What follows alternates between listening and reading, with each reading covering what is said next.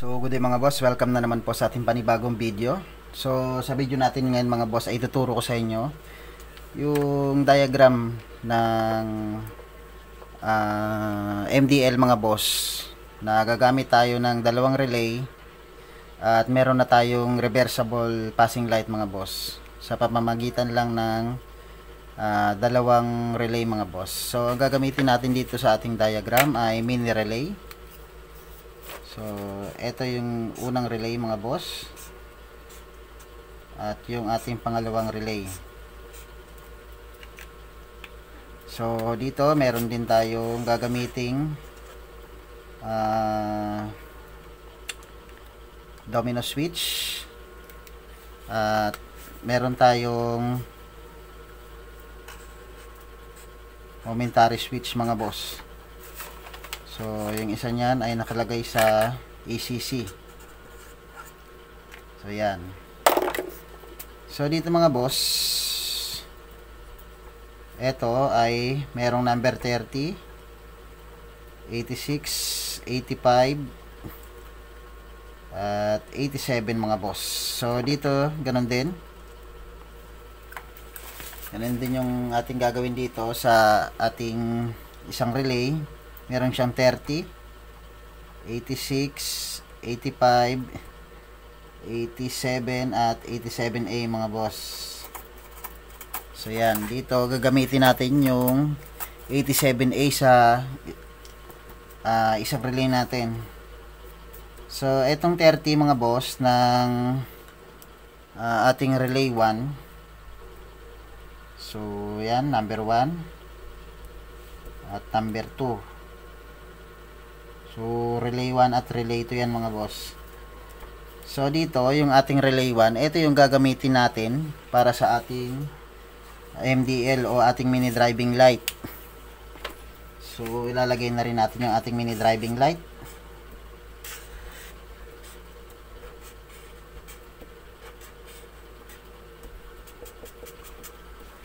So, yan yung ating mini driving light mga boss. Yung ating number 30, ilalagay natin to sa positive ng ating battery. Yung number 85 ay pagsasamahin naman natin mga boss dun sa number 85 din, o kahit itong number 86 na rin, o basta number 85 na mga boss, pagsamahin na lang natin yung dalawang number 85. So, ilalagay naman natin to sa body ground o negative mga boss ng ating battery. So, mas maganda kung sa negative ng battery yan mga boss. Pagsasamahin natin yung number 85 at number 85 mga boss ng ating relay 2. So, pwede naman dito sa number 86. Pwede naman tayong mamili. Pero, mas mapapalayo kasi tayo sa isang gagawin nating wiring mga boss. So, yung etong ating number 86 ay ilalagay natin sa ACC. So yan, sa ACC wire. Yung number 87 naman mga boss ng ating relay 1 ay ilalagay naman natin sa supply ng ating domino switch mga boss. So nalagyan na natin ng connection yung ating number 86 na nasa ACC wire o accessories wire. Number 30 ay sa positive ng battery. Yung 87, 86, 85 mga boss at 85 ng relay 2 ay pinagsama natin, ilagay natin sa negative. So, dito naman tayo mga boss sa ating MDL o yung ating mini driving light. So, sa MDL mga boss ay meron niyang negative. So, ilalagay natin sa body ground o negative ng ating battery, pero mas maganda yan sa ating negative ng battery mga boss. So dito, hindi na natin siya i-separate mga boss. Ang gagawin na lang natin ay ito, gagawin nating low at ito ay high. So yan, para hindi na makalat yung ating wiring. So dito, ito yung ating low mga boss. So yan. So ilalagay na natin to sa low, dito sa ating low ng ating MDL. So itong ating high mga boss, so, i-connect din natin siya sa kabilang MDL natin. So, yan.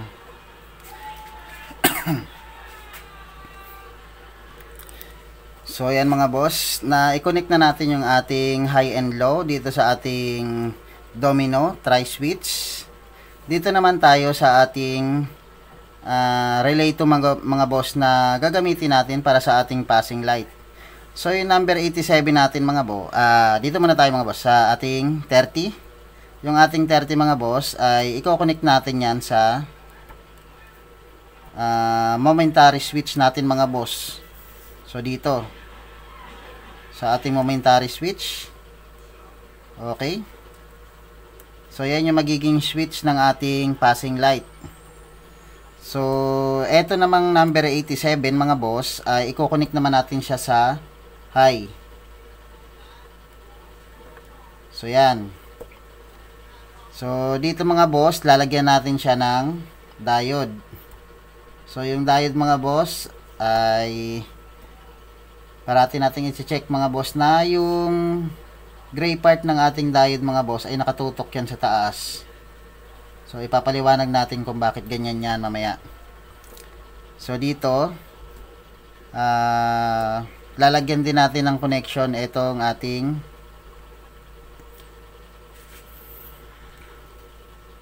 dito lalagyan din natin ng connection yung ating number 86.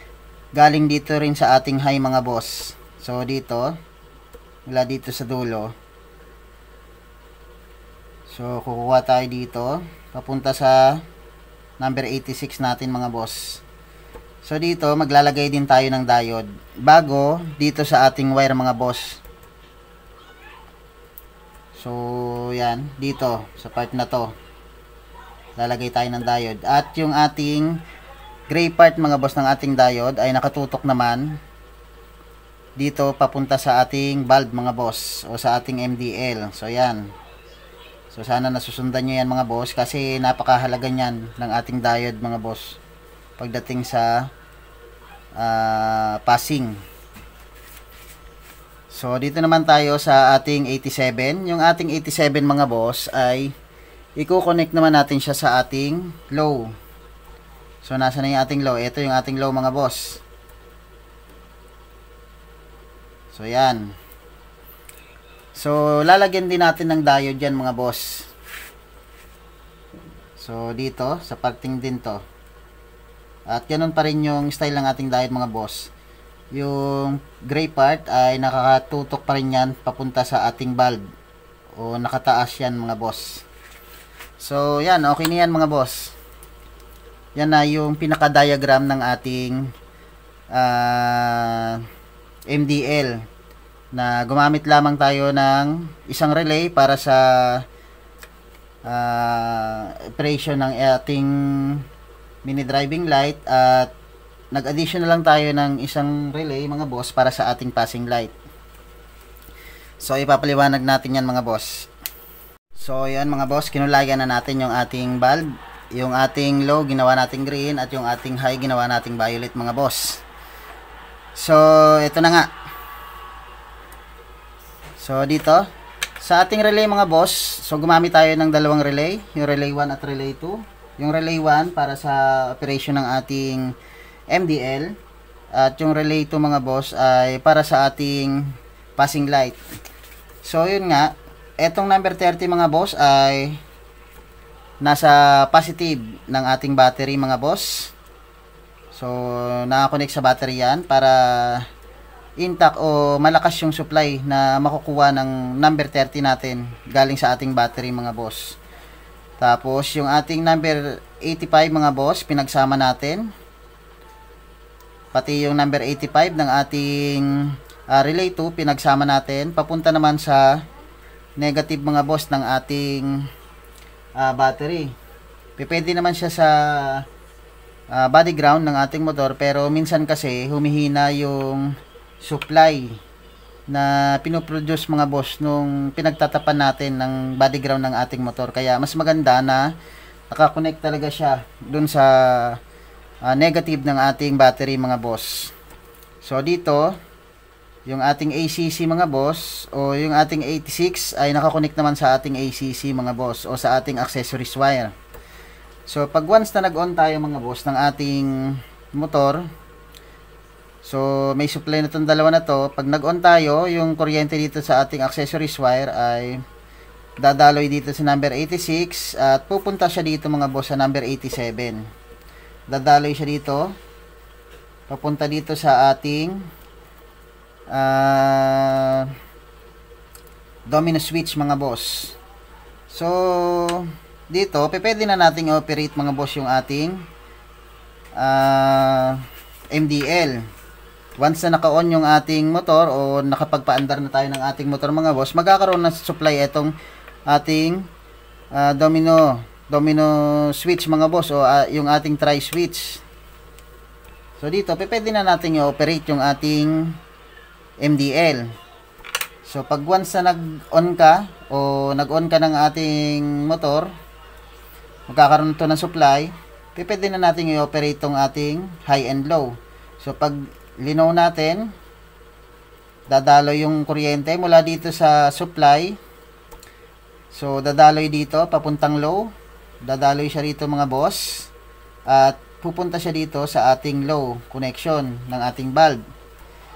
So itong kahalagan mga boss ng diode, mula dito mga boss, gumapang yung kuryente papunta dito sa low. Dahil may connection tayo dito na galing dito sa number 87, pupunta yung kuryente dito mga boss. Pero dahil meron tayong nilagay na diode dyan, mabablock ng diode yung ating kuryente. So hindi siya tatagos dito sa number 87 na pipeding dumaloy dyan sa mga connection dito sa ating relay 2. So nakablock siya dyan mga boss, hindi siya tatagos dito. So patayin natin yung ating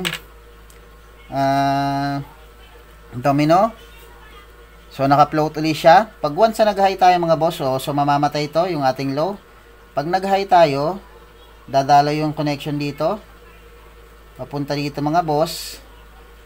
At dahil may diode tayo dito mga boss at nakatapat yung gray part mga boss ng ating diode dyan, ay tuloy-tuloy yung ating kuryente. So yan, hindi katulad na pag once na nakatapat dito yung diode o yung gray part ng ating diode katulad nito, mabablock niya. Pero dahil nakatapat dito mga boss, nakatalikod dun sa kuryenteng papasok, yung ating diode o yung gray part ng ating diode, ay dire-diretso yan mga boss, nadadaloy dito at iilaw na yung ating high beam ng ating MDL. So dito, meron din tayong nilagay na diode dito para pag once na umilaw tong ating high, bababa siya rito at mabablock uli siya ng diode na to mga boss dahil nakatama sa kanya o nakaumang sa kanya mga boss yung gray part ng ating diode. So hindi pa rin siya tatagos dito. So yan yung operation ng relay 1 para mapailaw niya tong ating high and low at yung kahalagahan mga boss ng ating diode na nilagay dyan. So dito, papaganahin naman natin yung ating passing light. So ito, yung ating passing light.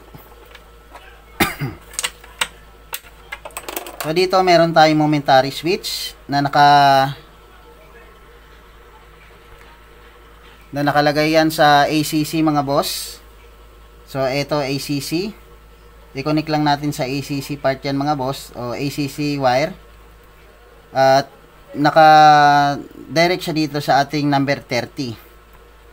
So, halimbawa, nakapatay yung ating MDL mga boss. Magpapasing ba siya? So, yun mga boss, magpapasing yung ating MDL.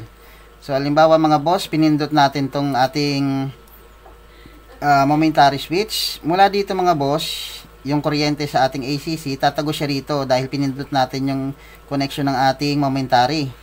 So, tatagos siya dyan. Akatid sa taas. Pupunta rito sa number 30. At dahil meron tayong negative supply na dito mga boss, sa number 85, na nakakonect dito sa relay 1, sa number 85 din. At nagkaroon to ng positive supply, itong number 30 natin, magko-connect na yan mga boss at papalo na yung kuryente dito sa number 87 na nakakonect naman sa ating high beam mga boss.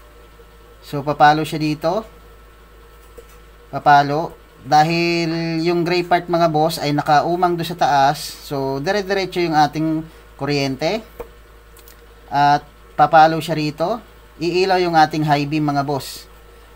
So yan, mula dito sa baba, paakyat dito sa number 30, patagos dito sa number 87, at iilaw yung ating high beam mga boss. Habang pinipindot natin yung ating momentary switch, ay umiilaw yung ating high beam kahit na nakapatay yung ating domino o domino tri switch mga boss, o yung switch ng ating MDL. So yan, so dito kaya nilagyan natin ng diode dyan mga boss, para yung kuryente mula dito sa number 87A papunta dito sa high ay hindi siya tatagos dito mga boss, papunta dito. So yan, so nilagyan natin ng diode dito. Dapat talagang nakaumang tong gray part mga boss ng ating diode, nakatapat dito para ma-block niya yung kuryente mga boss at hindi siya tatagos dun sa kabila. So yan. So halimbawa nag-low tayo mga boss, pinailaw natin yung low. So yan, pinailaw natin yung low ngayon mga boss, nakailaw yung low. So yan, naka-block siya dito. So magpapasing ba siya? Siyempre magpapasing yan mga boss. Nakailaw yung ating low, at pag once na nagpasing tayo, yung kuryente na yan mga boss, yung kuryente na yan dito, pupunta siya dito sa number 30, paakyat dito sa number 87, at habang nakailaw yung ating low, iilaw naman yung ating high mga boss. Habang nagpapasing tayo, iilaw yung ating high habang naka-low tayo mga boss. So pag pinatay natin mga boss, halimbawa pinatay natin yung low, pinailaw naman natin yung ating high. So yan, so yung kuryente pupunta rito, tatagos dito mga boss. So umilaw yung ating high, so na-block siya dito dahil may diode. So magpapasing ba siya? Syempre magpapasing yan mga boss. Paano yan? Paano ba magpapasing yan? So nakailaw to. So pag once na nagpasing tayo mga boss, so once na nagpasing tayo, yan, nagpasing tayo dito mga boss. So yan, yung kuryente pupunta uli dito. So yan, sa number 30. Pero dahil naka-high tayo mga boss, etong connection na to, so yan, nakikita nyo tong wire na to. So yan, patagos siya dito mga boss sa number 86. So yan, so habang naka-high tayo mga boss, yung connection dyan papunta rito sa ating high, masusuplayin din tong wire na to mga boss. Etong wire na to ay papunta naman to sa 86. So yan, sa number 86 ng relay 2. So pag once na nagpasing tayo mga boss, so, halimbawa nagpasing tayo dito habang nakailaw yung ating high, so pinindot natin yung ating momentary switch, tatagos dito yung ating accessories, yan, papunta rito. Dahil may supply tong 86 mga boss at yung ating negative na 85, yung 30, yung supply ng 30 na dapat papunta dito mga boss ay mapupunta naman dito sa number 87. So yan, pupunta siya dito, at yung iilaw yung ating low. So yan, dire-diretso siya. So may diode dyan dahil yung gray part mga boss ay nakatutok sa taas. So iilaw to. So yan, papunta yan dito mga boss sa ating low mga boss. So low beam ng ating MDL. So habang nakailaw yung ating high, pag once na nagpindot tayo ng ating momentary o ng ating passing light mga boss, so dire-diretso siya dito, papunta dito sa number 87, at paakyat dito mga boss, papunta sa ating low. So habang naka-high, iilaw yung ating low. So yan mga boss, napakadaling diagram para sa pagkakabit ng MDL mga boss sa ating motor. Gamit lang yung dalawang relay. Isang relay para sa high and low ng ating mini driving light, at yung isang relay para sa passing light ng ating mga MDL mga boss. So muli, sana ay naintindihan nyo mga boss yung diagram na itinuro natin ngayong araw na to para sa reversible passing light using 2 relay mga boss, o 2 mini relay para sa ating mga MDL with passing light. So reversible yan mga boss. Iilaw siya kahit nakapatay, iilaw siya kahit naka low, o iilaw rin siya kahit naka-high yung ating mga mini driving light. So, yan mga boss. Muli, maraming salamat sa panonood. At sa'yo na may natutunan kayo sa ating video ito. At huwag natin kalimutan mag-like mga boss, share and subscribe para maraming magka-interest mga boss na gumawa ng ganitong klaseng diagram o ganitong project sa kanilang mga motor mga boss. So, madali lang naman sundan. At ang kailangan lang natin, 2 relay at 3 diode at yung syempre yung ating momentary, pati yung ating tri switch at yung ating MDL. So yan yung mga kailangan natin. So yan mga boss, muli maraming salamat at God bless.